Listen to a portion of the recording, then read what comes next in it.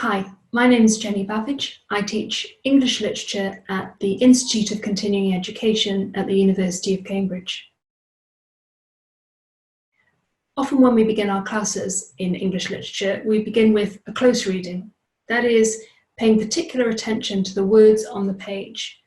Whether it's a poem or a novel or a play, we think about the words which the author has put there. We might think about the way the work is constructed. We might think about details in the text. And then we can widen out our reading to bring in context or think more widely about the author's life and bring our own individual readings and interpretations to the work in front of us.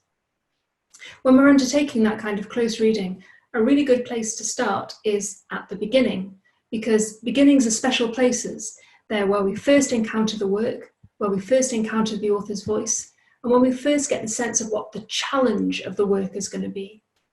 A beginning is a hook to draw us in, but it's also the moment when we feel the address of the work, how it's established, how the work is going to speak to us, who it thinks we are as its readers.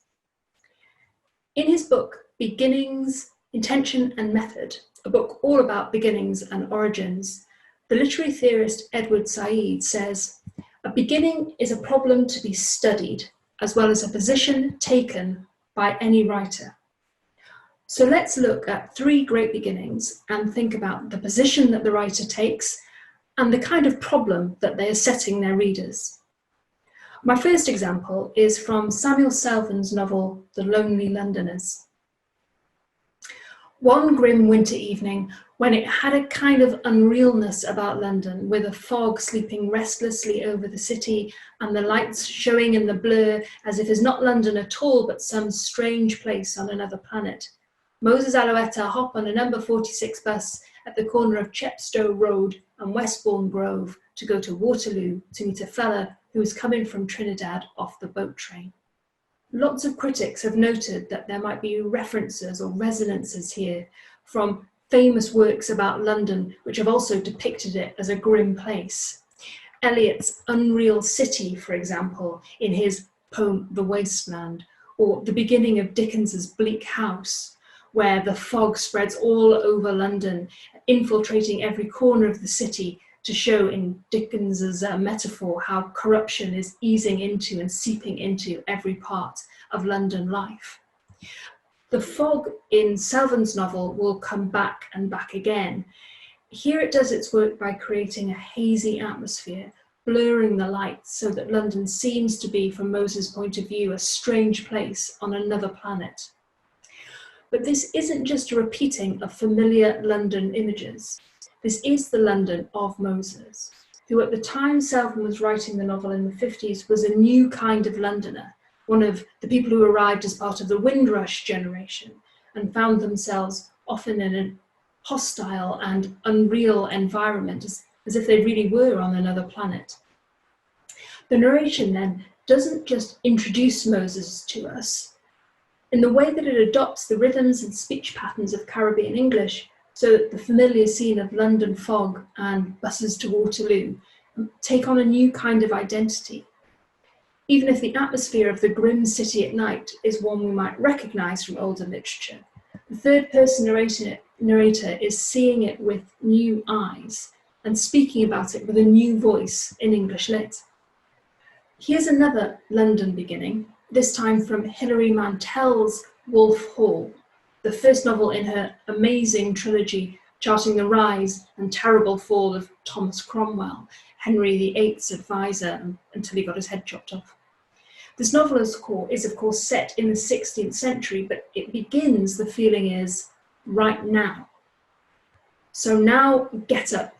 Felled, dazed, silent, he has fallen, knocked full length on the cobbles of the yard. His head turned sideways, his eyes are turned towards the gate as if someone might arrive to help him out. One blow, properly placed, could kill him now. I've just finished the last part of Mantel's mighty trilogy, and looking back at this paragraph, there's so much that's seeded here that finds an echo in the later events of the novel. The eyes looking for help in the moments just before their death. Bodies felled and silent, but of course when we set out on a novel like this, we have no idea that all of that is coming up. But everything about the beginning signals Mantell's intentions for how to read this work. We're not getting a load of easy context for our character. We won't, in fact, find out his name for a page or two when he's being cleaned up after this beating and someone remarks that they don't want bits of Thomas all over their jacket.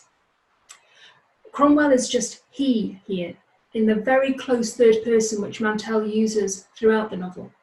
We hear and see only what Cromwell does. We are privy to all his thoughts. It feels like we're in first person or second person.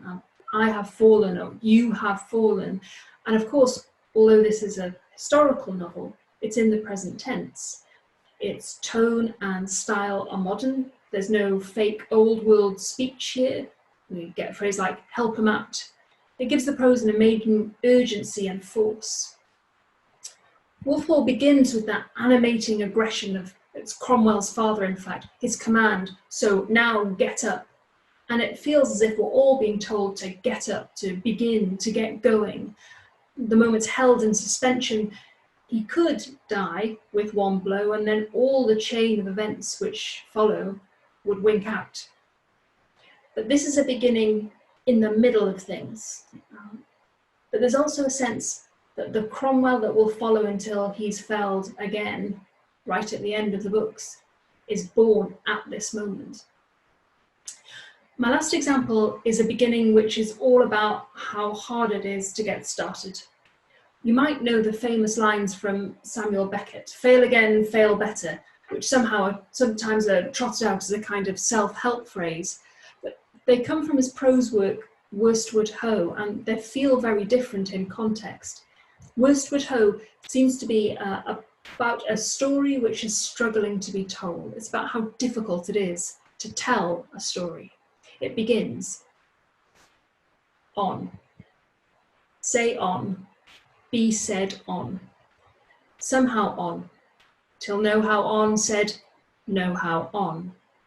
Say for be said, missaid, from now, say for missaid, say a body where none, no mind where none, that at least, a place where none, for the body to be in, move in, out of, back into, no, not out, no back, only in, stay in, still. All of old, nothing else ever tried, ever failed, no matter, try again, fail better. So it starts with this hopeful word, on. It's a generative word, it makes things happen. It makes me think of the beginning of Genesis, the words, let there be light. Or perhaps because Beckett is best known as a playwright, it makes us think of an empty stage. It's like a stage direction for a spotlight to suddenly come on. But what's to happen next? Immediately afterwards, there's a sense of faltering or failing. And we have to start the problem of translating these bold, elliptical statements into some kind of sense. The speaker is going to try to go on till know how on, until they can't go on anymore. And they've admitted even that they can't say anything. The next line suggests that anything that might be said, that might make it out of the mouth of this uncertain narrator, will be missaid. It'll be wrong somehow. But let's try anyway, it seems to say. Into that light that on created, we're asked to put a body. That phrase, say a body. Now, try and catch yourself before you think too hard and too consciously about it. When you're told to say a body, did you see a body, or maybe just the shape of a body for the word body in your mind? And then later, when we're asked to think of a place for the body to be, did you come up with any kind of place? I think I see my bare stage again, only now there's a shape of a person, maybe a chalk square around them. Not much of a place, not 16th century London, but something. There was nothing, and now Beckett has given us something. He's put something in place. And that's a great beginning, which seems like a good place to end.